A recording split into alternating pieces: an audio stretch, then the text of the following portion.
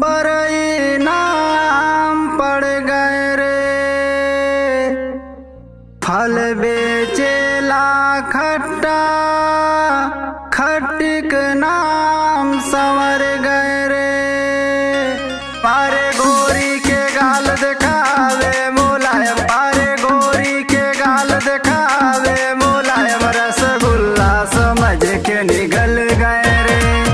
गोरी के गाल दिखावे मुलायम, रसगुल्ला समझ के निगल गए रे।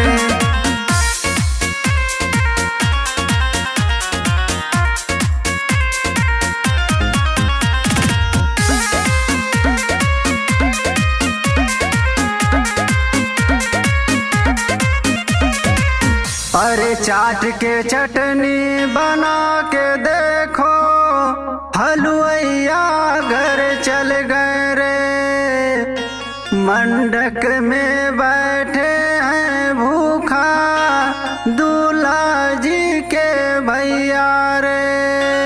अरे घर में देखो पैक लगा के, घर में देखो पैक लगा के, चाचा दीवाना बन गए रे।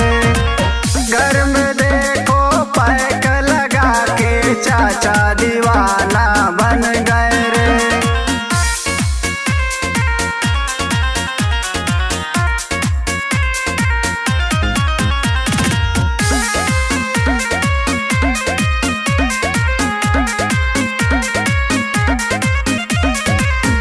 अरे सासू जी को देख के पापा पागल बन के घूमे रे। मोबाइल से खींच के फोटो होठ से लागे चूमे रे। अरे जवानी में लिए न मजा, जवानी में लिए न मजा, बुढ़ापा में हीरो बन गए रे। जवानी में लिए न मजा, बुढ़ापा में हीरो बन गए रे। गोरी के गाल दिखाओ, गोरी के गाल दिखावे मुलायम।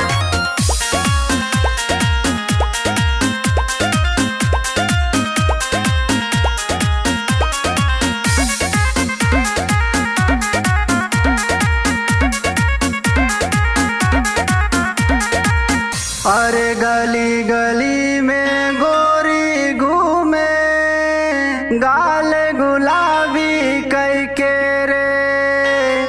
देख के लाइन मारे बराती, साली साली कई के रे। अरे बीच में देखो फंस गए हम तो, बीच में देखो फंस गए हम तो, दूल्हे का भाई हो के रे। बीच में देखो फंस गए हम तो, दूल्हे का भाई हो के रे।